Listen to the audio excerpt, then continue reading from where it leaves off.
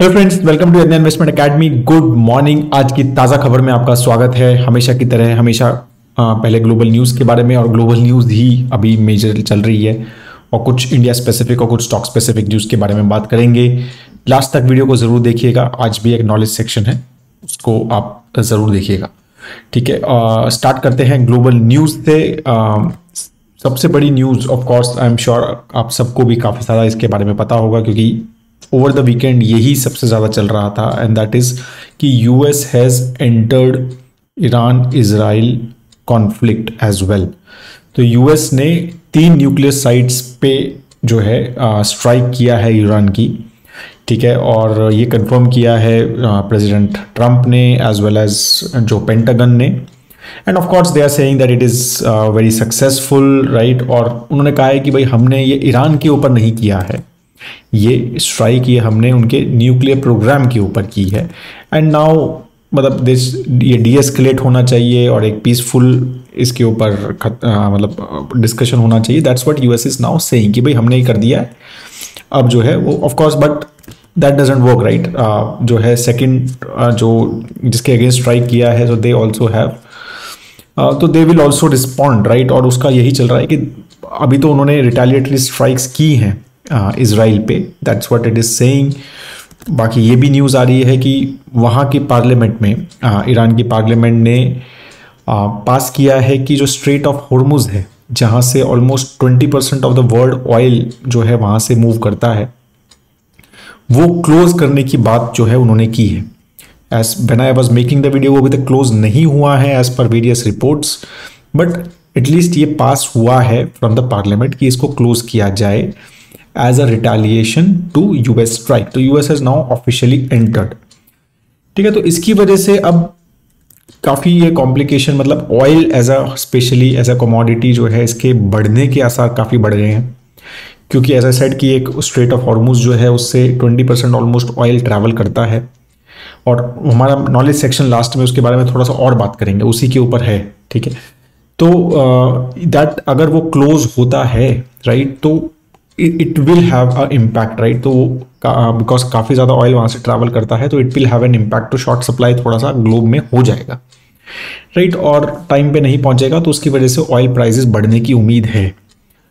Goldman सैक्स की एक report आई थी, उन्होंने कहा कि अगर ये चलता रहेगा, राइट, ये मतलब प्रोलॉन्ग होता है Israel Iran and now with US as well, right, तो ऑयल जो है वो $100 भी टच कर सकता है, राइट। तो again this is all which is happening currently, और यही सबसे बड़ी जो है एज आई सेड न्यूज़ है which is going on. How Iran will retaliate, कितना कैपेबिलिटी उनका बचा है क्या नहीं है। अगेन बहुत सारी इस चीज़ के ऊपर न्यूज़ आती है, बहुत एनालिसिस आती है, very tough to say, because बहुत सारे एनालिसिस जो हैं बायस्ड रहते हैं, right. But again we will have to see how things goes, and accordingly I think markets will react majorly because driven by I think crude oil prices, right. उसके basis पे ही चीज़ें जो है वो थोड़ी सी मूव जो है वो रहेंगी। तो markets will definitely look at it overall.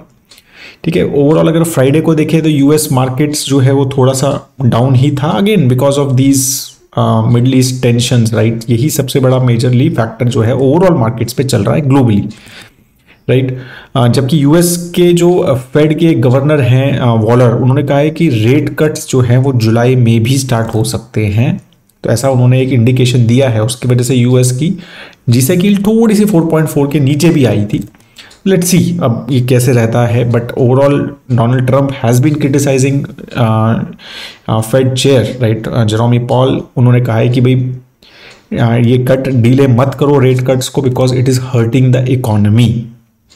तो वो सब डिस्कशंस भी जो हैं वहाँ पर चल रहे हैं, राइट। तो दीज आर दैट, अब जियो पॉलिटिक्स है, प्लस यहाँ पर ये भी एक इंटरनल पॉलिटिक्स जहाँ तक बात करें तो वो भी चीज़ें वहाँ पर चल रही हैं। बाकी अगर हम देखें फ्रॉम गल्फ मार्केट परस्पेक्टिव, अच्छा एक इंटरेस्टिंग नंबर जो आया ना, गल्फ मार्केट जो है वो संडे को कुछ ओपन होती हैं। तो जैसे टेल अवीव मार्केट है इसराइल की, तो वो 1.5% अप था even after this bombing bye US, right. Even Saudi Arabian market is also up. अब ये एक्सपेक्टेशन है, राइट, कि भाई इसराइल मतलब ईरान ने जो बोला है, अगेन ये क्या होगा क्या नहीं ये तो पता नहीं है, बट ईरान ने बोला है कि भाई हम यूएस के बेसिस पे भी अटैक करेंगे अगर यूएस ने एंटर किया what now they have entered. तो अब यूएस के बेसिस तो सब जगह है, मतलब यूएई में भी हैं, सऊदी में भी हैं, पाकिस्तान में भी हैं, तो बहुत सारी जगह पे हैं। तो how things will basically pan up, ये सब चीज़ें हम एक as a we will have to see and accordingly markets will react in short term, right, on all these factors. Accenture जो है ओवरऑल उनके सीईओ ने, मतलब उनका रिजल्ट आया, जो उनका 31 मई को जो है वो क्वार्टर एंड होता है, तो उसका रिजल्ट आया और रिजल्ट जो है उसमें न्यू बुकिंग थोड़ी सी डाउन हुई हैं, शेयर प्राइस भी गिरा, राइट। तो अगेन सीईओ ने कहा है कि clients are facing multiple challenges, economic volatility है, जियोपॉलिटिकल टेंशन है और कस्टमर बिहेवियर भी चेंज हो रहा है, राइट। तो दे आर सेइंग कि हमारे पास फेडरल कॉन्ट्रैक्ट है, 8.8% हमारा रेवेन्यू जो है यूएस के गवर्नमेंट से आता है, वो जो है डिक्लाइन शार्पली हो रहा है बिकॉज कॉस्ट कटिंग चल रही है from the Donald Trump administration perspective, ठीक है। तो ये सब चीज़ें उन्होंने बोला कि उन्होंने कहा है कि भाई हमारा प्लान है कि 19,000 जॉब्स हमें ओवर 18 मंथ्स कम करने हैं, राइट। तो ये सब चीज़ें उनकी चल रही हैं, राइट। ऑलमोस्ट 8,000 वो कम कर भी चुके हैं।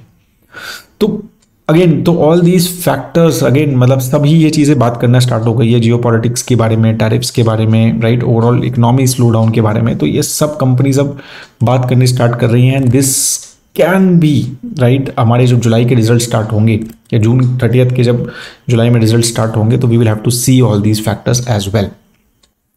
इंडिया स्पेसिफिक अगर न्यूज़ के बारे में बात करें तो पहले जो इजराइल ईरान का टेंशन है उसके ऊपर बात कर लेते हैं। तो जो हमारे पेट्रोलियम मिनिस्टर हैं मिस्टर पुरी, राइट, उनका ट्वीट भी आया है कल। तो उन्होंने कहा है कि भाई we are diversifying away from the oil from middle, मतलब जो वेस्ट एशिया से जो हमारा स्ट्रेट ऑफ हॉर्मुज से आता है ऑयल, उससे हम डाइवर्सिफाई कर रहे हैं, राइट। और मतलब दिख भी रहा है। तो इंडिया हैज़ ऑयल इम्पोर्ट जो है रशिया से और बढ़े हैं और यूएस से भी हमारे ऑयल जो है ऑयल इम्पोर्ट्स बढ़े हैं जून में।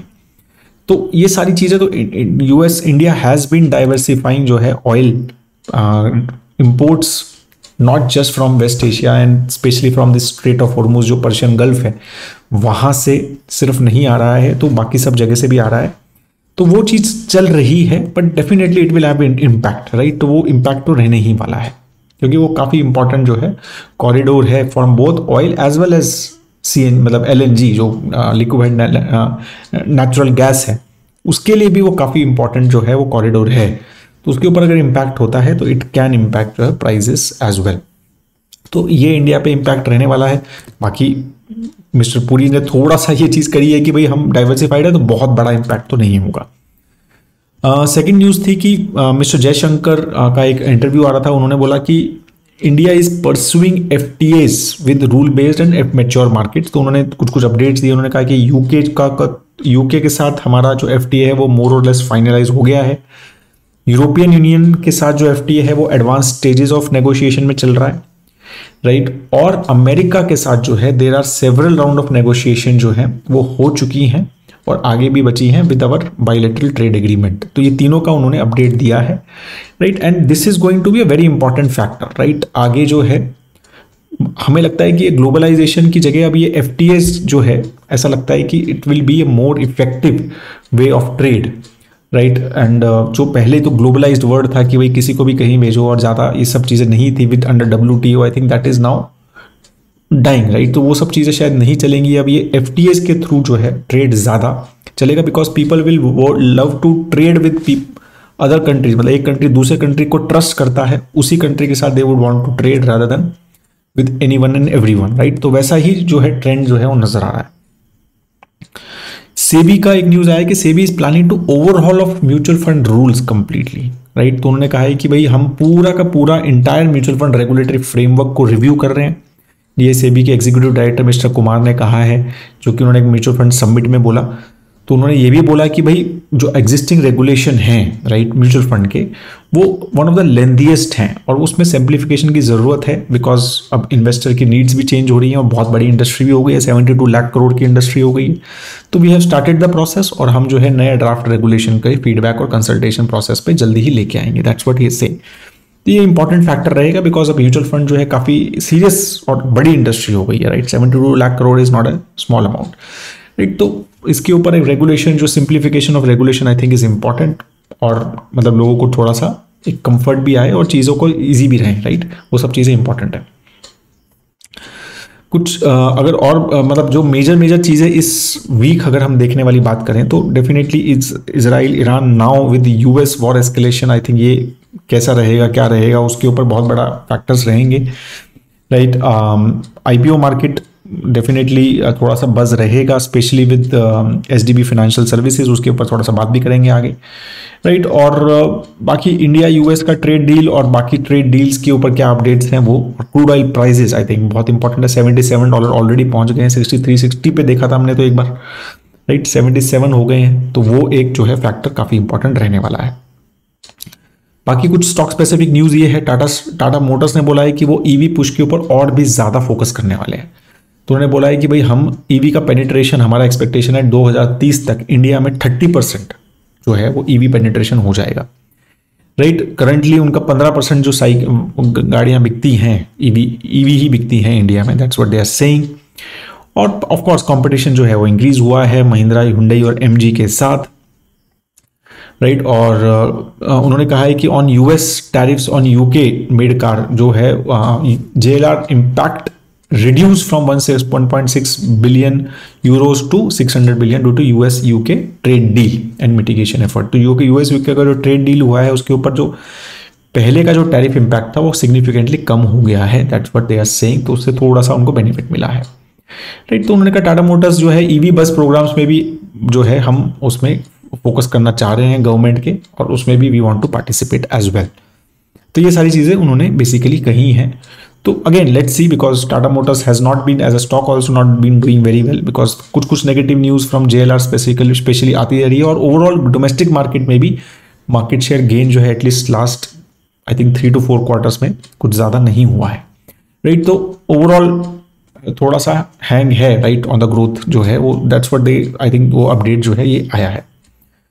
कोल इंडिया क्या एक आम है, सेंट्रल कोल फील्ड्स लिमिटेड, तो उन्होंने कहा है कि हम 2 न्यू कोल माइंस जो है FY26 में खोलेंगे और इससे 10 to 12 मिलियन टन्स की कैपेसिटी जो है वो बढ़ने की उम्मीद है। और उनका फोकस है कि भाई हम FY26 में हमारा जो प्रोडक्शन है 110 मिलियन टन्स हो जाए और ये 150 मिलियन टन्स हो जाए बाय 2030। तो that's what they are saying.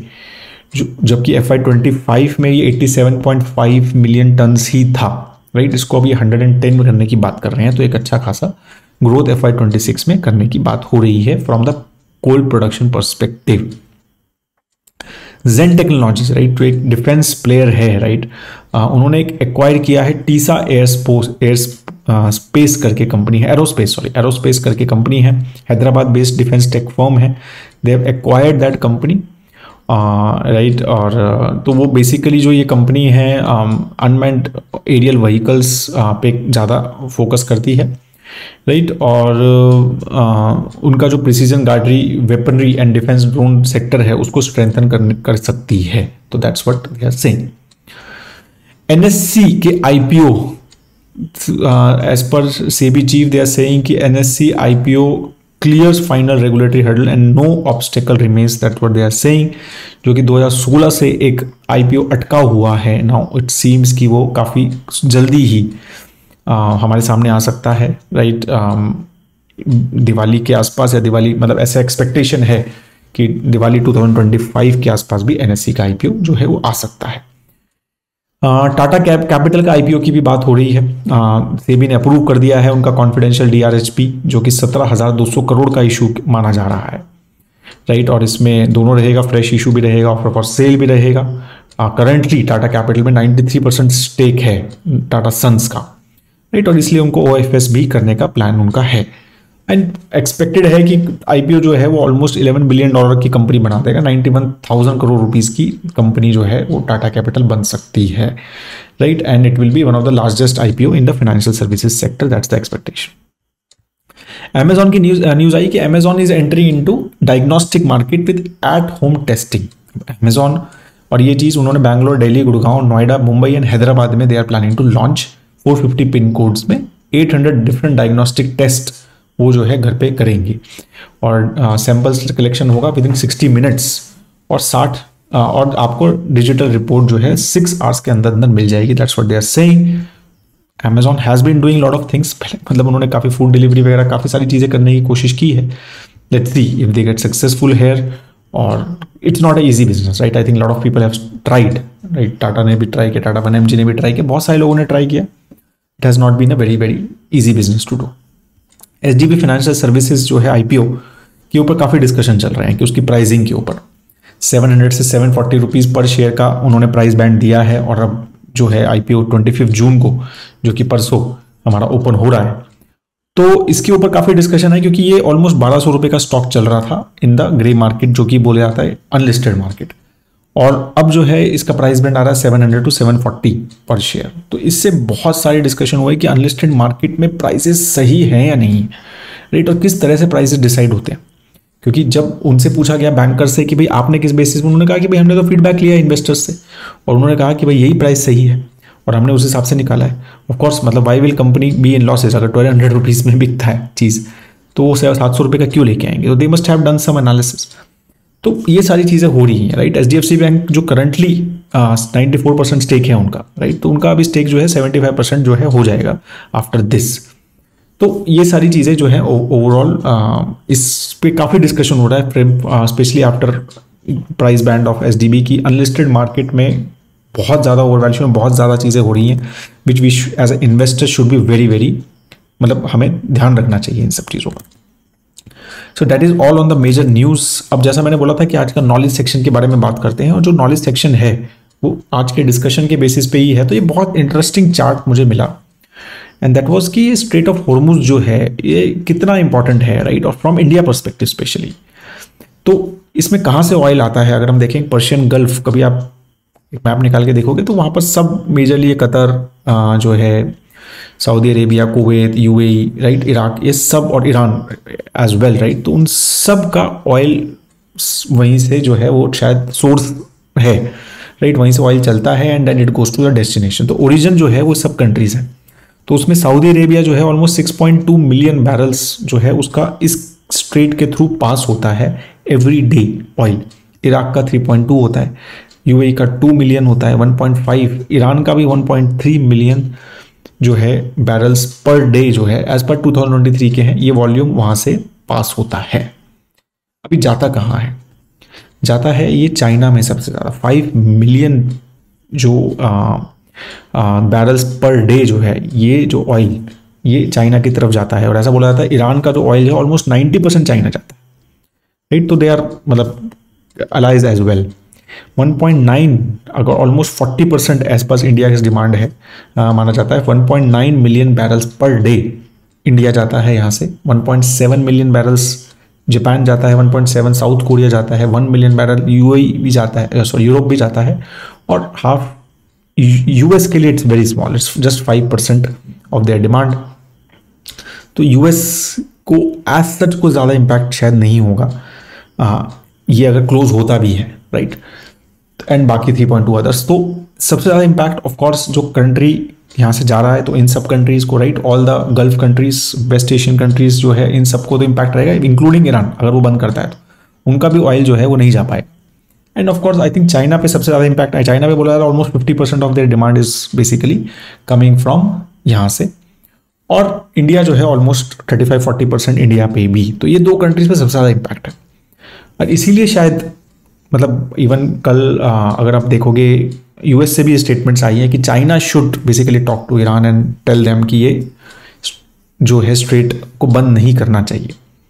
And I think Indian prime minister also talk to the president of Iran yesterday and this could be one of the reasons as well. तो definitely एक worry है लोगों का कि भाई there could be a issue and there could be a price hike because of, अगर यहाँ पर कुछ इशू होता है और मतलब जो ऑयल यहाँ से नहीं निकल पाए और सप्लाई चेन इश्यूज आते हैं, तो वो सब फैक्टर्स जो हैं रहेंगे. तो this is what I just wanted to share. तो ये सब जियोपॉलिटिक्स में ये सब चीज़ें जो हैं हमें थोड़ा सा समझना चाहिए. और अगर हमारे इक्विटी पोर्टफोलियोज या और किसी पोर्टफोलियोज में थोड़ा सा ये इम्पैक्ट होता भी है तो वी शुड नॉट बी, मतलब ये सब चीज़ें आपको समझना है कि this is part of the journey of any equity investor. ये सब चीज़ें होती हैं and we should be understanding all these things as well, right. और इसीलिए वो डाइवर्सिफिकेशन और एसेट एलोकेशन बहुत इंपॉर्टेंट है. मतलब 100% इक्विटी तो वो ये सब चीज़ों की वजह से ही हम सब मना करते हैं। तो इसीलिए वो डाइवर्सिफिकेशन और एसेट एलोकेशन और फाइनेंशियल प्लानिंग अप्रोच की जो बार बार बात होती है, तो ये फैक्टर्स, राइट, अगर हम उस थॉट से रखेंगे कि भाई 5-7 ईयर प्लस ही इन्वेस्टमेंट करना है इक्विटी में, राइट, बाकी एलोकेशंस भी होने चाहिए, सब चीज़ें होना चाहिए, तो फिर ये सब फैक्टर्स जो हैं इवन तो थोड़े स्केरी लगते हैं but will not impact our portfolios too much, right? It may impact in short term, but it will not impact our goals. So that is what it is all about, right? So that's why diversification and long term investing का thought के हिसाब से, financial planning के thought के हिसाब से ही आपको investing करनी चाहिए अगर आप थोड़े वरी हो रहे हो तो। But that is all I wanted to share with you on this news. I hope that आपको वीडियो अच्छा लगा। If you like the video please like ज़रूर कीजिए। अभी तक अगर आपने हमारा वेबसाइट investindia.in वेबसाइट नहीं देखा है तो please do check investindia.in website for various tools which are very helpful for you. Calculators भी हैं, बहुत अच्छे प्रोडक्ट्स भी हैं जो रिटेल इन्वेस्टर के लिए बनाए हैं। 1-to-1 डिस्कशन विद परिमल और me can also be done on your financial plan. तो वो सब ऑप्शंस हैं, बहुत सारे numbers, phone numbers, WhatsApp, email, सब ऑप्शंस हैं टू कॉन्टैक्ट माई टीम। तो you can check there. Have a great time है दोस्तों। जय हिंद।